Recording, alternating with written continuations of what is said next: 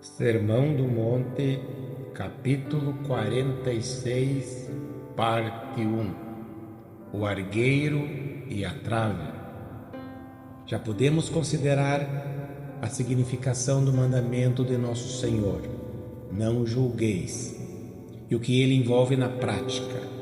Mas agora, em Mateus capítulo 7, versículo 1 ao 5, chegamos às razões que ele nos oferece para não exercermos juízos hipercríticos. Novamente, não podemos deixar de sentir, ao examinarmos essas razões, que o caso apresentado pelo Senhor Jesus é irretorquível, que a sua lógica é inevitável. Ao mesmo tempo, sentimos a nossa pecaminosidade e percebemos a hediondez do pecado. Examinemos as razões apresentadas por Jesus. A primeira delas é a seguinte: não julgueis para que não sejais julgados. Mateus capítulo 7, versículo 1. Não julgue para que você mesmo não seja julgado. Essa é uma razão eminentemente prática e pessoal. Porém, o que ela significa exatamente? Existem aqueles que querem que acreditemos que significa algo assim: não julguemos outras pessoas, se é que não gostamos que outras pessoas nos julguem. Os que assim pensam dizem que essa recomendação significa que, conforme fizermos as outras pessoas, assim também outras pessoas farão conosco, ou então, exprimindo o ponto de outra forma, outras pessoas nos pagarão o nosso tratamento na mesma moeda. Dizem que isso equivale ao seguinte: o indivíduo que vive criticando e censurando ao próximo sempre é o indivíduo que mais merece ser criticado. Naturalmente, isso é perfeitamente natural e certo. Também é verdadeiro dizer que não há indivíduos tão sensíveis à crítica como aqueles que vivem criticando aos outros. Eles não gostam das críticas feitas contra eles e queixam-se delas, mas parecem jamais poder lembrar-se disso quando criticam os outros. Devemos concordar que aquela declaração é veraz e que, assim sendo, se quiserem evitar essa crítica dolorosa, devem mostrar-se menos críticos e censuradores. Por outra parte, também não é faltar com a verdade dizer-se que a pessoa que é menos crítica é melhor apreciada pelos outros, não estando tão sujeita a críticas como aqueles que gostam mais de criticar. Não há que duvidar, entretanto, que é erro completo interpretar essa declaração como se ela significasse somente isso e nada mais. Embora devamos aceitar a ideia de uma maneira geral, parece-me que Nosso Senhor foi muito além desse conceito. Assim asseveramos, não somente com base naquilo que lemos em todo o capítulo 7 de Mateus, o qual, conforme já vimos, tem por finalidade colocar-nos frente ao juízo divino, mas também por causa de outras declarações bíblicas paralelas a esta, que esclarecem e, portanto, reforçam esta passagem. Sem dúvida nenhuma, o significado é este: não julgueis para que não sejais julgados por Deus.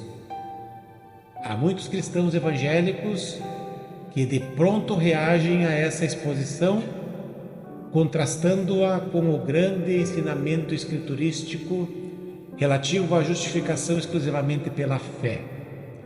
Esses, pois, salientam que o trecho de João capítulo 5, versículo 24, ensina que, se cremos no Senhor Jesus Cristo, então já teremos passado do juízo para a vida eterna. e adicionam que Romanos capítulo 8, versículo 1 estipula: agora, pois, já nenhuma condenação há para os que estão em Cristo Jesus. Sem dúvida, conforme dizem os tais, isso significa que, por sermos crentes, estamos inteiramente fora do alcance do julgamento.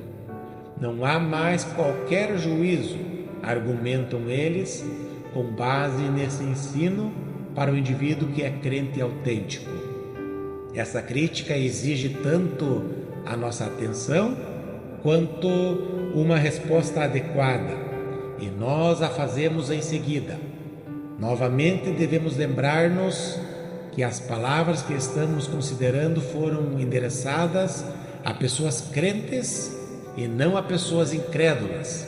Essas palavras foram dirigidas a pessoas para quem as bem-aventuranças são verdadeiras, para aqueles que são filhos de Deus, regenerados pelo Espírito Santo. É perfeitamente claro, por conseguinte, que quanto a determinados ângulos, tais pessoas continuam sujeitas ao julgamento. Em adição a isso, entretanto, precisamos abordar a questão até mesmo em termos do ensino paralelo, constante em outros trechos bíblicos. Talvez a melhor maneira de abordarmos essa questão seja a seguinte: nas Escrituras, somos ensinados que existem 3 tipos ou variedades de julgamento. O que provoca a confusão é justamente o fato de não se isolar e distinguir entre esses tipos. Deveríamos interessar-nos por esse assunto em face de muitas razões.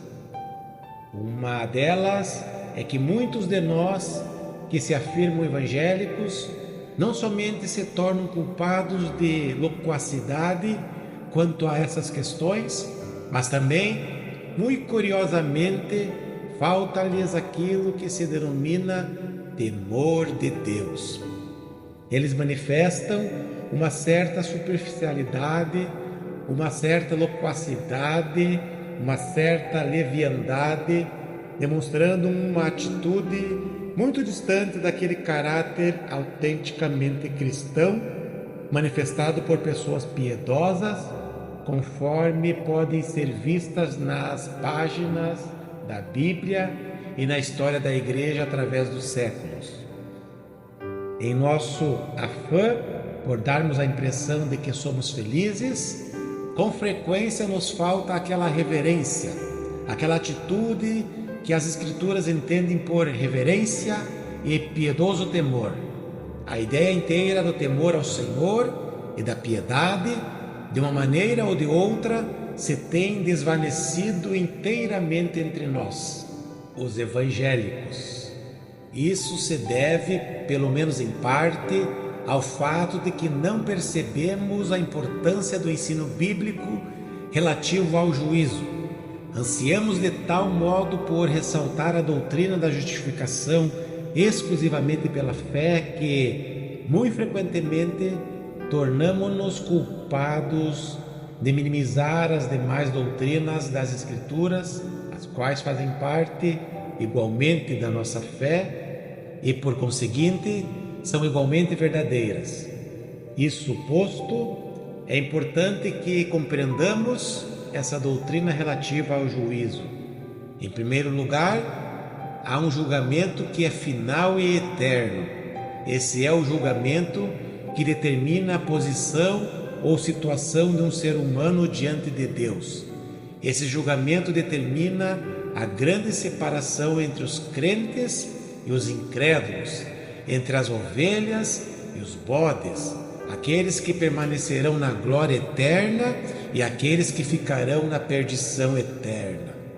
Trata-se de uma espécie de julgamento inicial, um julgamento básico que estabelecerá a grande linha divisória entre aqueles que pertencem a Deus e aqueles que não lhe pertencem. Isso é claramente ensinado por toda a parte nas Escrituras, da primeira à última página. Esse é o julgamento que terminará e fixará o destino eterno, a condição final do ser humano, se ele ficará no céu ou no inferno.